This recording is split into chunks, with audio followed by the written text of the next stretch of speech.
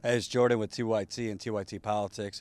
I'm over here right by the water in Osheti Sakoan camp, and I'm at the Pawnee Tribe, which has a really great history. And you guys have been here pretty much since the beginning of this struggle. Talk to me about your history and the Pawnee Tribe and when you got here. Yeah, we got here early August, around like August 11th, 12th. We started at Sacred Stone. My auntie LaDonna went out there to support her in June. That's your aunt? Yeah. Yeah, one of my aunts, Indian way. It's one of my aunts, and so we went out there and to support, and then prayed about it. Came over here to the overflow camp, Ochete Shakowin, and just felt in my heart from the ancestors that they wanted us to have our camp here. So I came over here and prayed and put the prayers down in the ground, and we started with one flag and two tents, and then it grew from there. The history between our Pawnee and Lakota Dakota it's a bitter history. We were ancient enemies, and we had a lot of battles. And the last battle that we had, it was called Massacre Canyon, and it's an unfortunate history where the Dakota Lakota tried to wipe us out. And so our tribe held on to that hurt and that anger for a long time. But in these times, they put that aside. Our tribe put that aside, and they said, we'll come and we'll support. We'll send a letter of support and a resolution, and we'll send our chiefs. And they sent two of our chiefs up here, Desado, Morgan Little Son, and Jimmy Horn, and they brought teepees, and we came in here in solidarity, to put that history behind, because we weren't always enemies. We were made to be enemies by this destructive force that we're fighting today. This black snake is a descendant of that destructive force that dismantled our homes and our people. And so we're here to stand in solidarity in a beautiful and spiritual way. And for the viewers that obviously don't know the history, was the conflict between the Lakota, Dakota, and Pawnee over land? Over what was it over? Yeah, it was over land. And what that means is, it means you have a system that comes through manifest destiny and pushes people into land and overtakes land. Modern day gentrification that we're dealing with now. Just like the modern day eminent domain. Is the modern day gentrification, manifest destiny.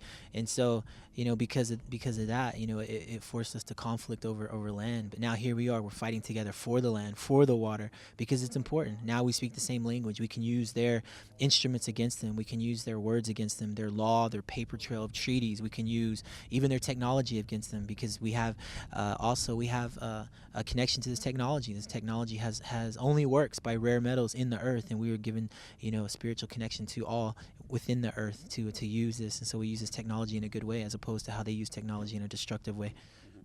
And one thing that strikes out to me is, this is kind of like somebody robs my house, and I don't, they don't shoot me. I get out of the house, and then I try to reclaim my house, and I'm arrested for trespassing. Yeah. That it seems like very twisted, and the media is not really explaining the situation that way. There's no discussion of treaties, things like that, because for so long, the government's just taken the land and discarded the treaties.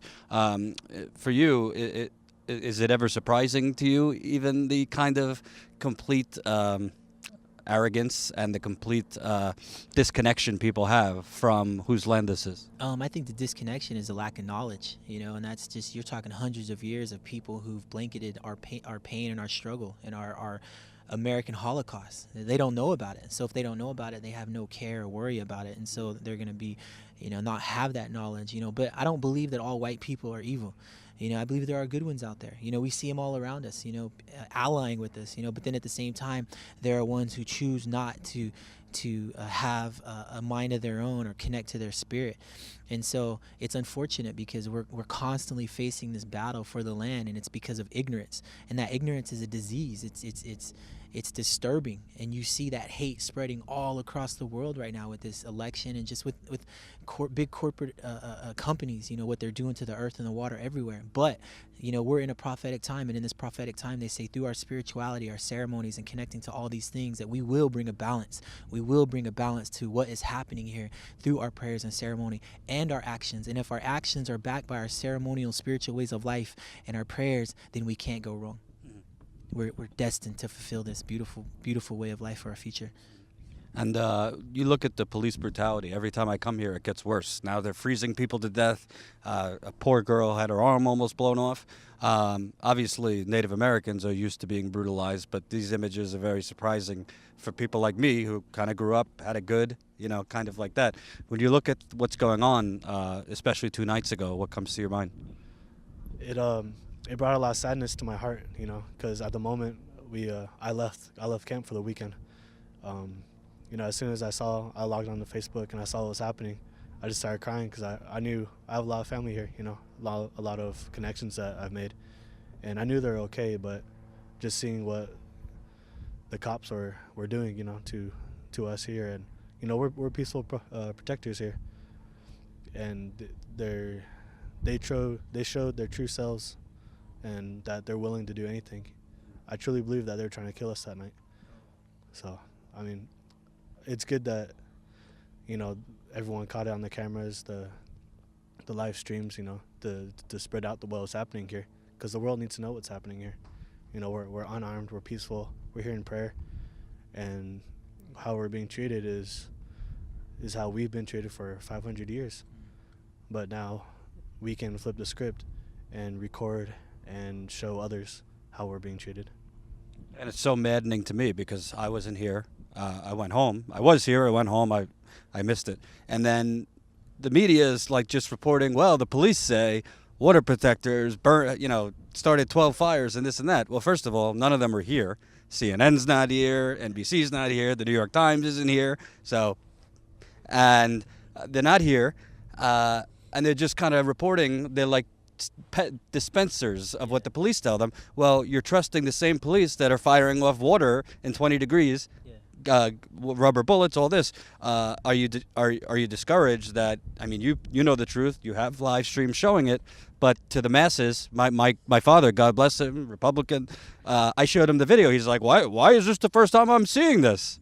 It's disheartening. And I think if more people see it, they have to see it in order to believe it. You know what I mean? You have to watch it with your own eyes in order to be like, fuck, what is going on? Why are they doing this?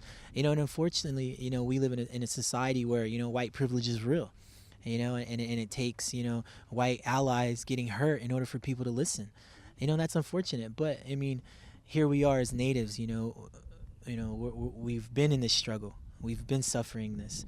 And we're gonna keep suffering and keep pushing forward and keep finding purpose for what it is that this water is trying to do for us as a people. This black snake, it's a descendant of a destructive force that tried to dismantle our homes. So if our homes can come back together spiritually and we can unite and the world can see that, then there is a future for all of us, because it's all of our people need this water, and for our white allies, man, aho dudahi for standing with us, because that's a part of the prophecy that our white relatives would come and they would seek that spiritual connection, and here it is, it's for them, and I think that's a beautiful thing, and so as we move forward as indigenous people, our white allies, all our allies from all different cultures, we can all align together. And they say if we can suffer together, pray together, and eat together, and become relatives together, then we can protest together. And lastly, could you tell me a little bit about the Pawnee Tribe? What is its kind of DNA? What should people know? Our Pawnee people, we're a star people. We come from the star, and we're connected to this Kitspaduksti, this Missouri River. This is one of our holiest rivers, beautiful and powerful river. This is the river where our holy people would go, and they would be drawn to this river by ancient beings that showed themselves to us during this time, and our chiefs witnessed that, and so we know that we're in prophetic times. But our people would go to this place, the Missouri River, and the thing about this Missouri River, there's one of our most ancient animal lodges, and it's underneath the Missouri River, and all of our ancestors would go to that place and seek and be blessed and bestowed upon all the mysteries of all the animal powers, thus coming back to bring healing to the people, and so this black snake going underneath the Missouri River is like it going in one of our most holy and sacred places. But we're in a time of balance. We're in a time of spiritual war, and through prayer and ceremonies we will overcome, and we no matter what happens, we are going to win. And that's who our people are, and that's why our people came up here to align and to build a relationship with our Dakota and Lakota, because when we call for them, Whenever it's our time to battle the fracking in Oklahoma and all the earthquakes we're having, then they'll come, because that's how it works. We help each other.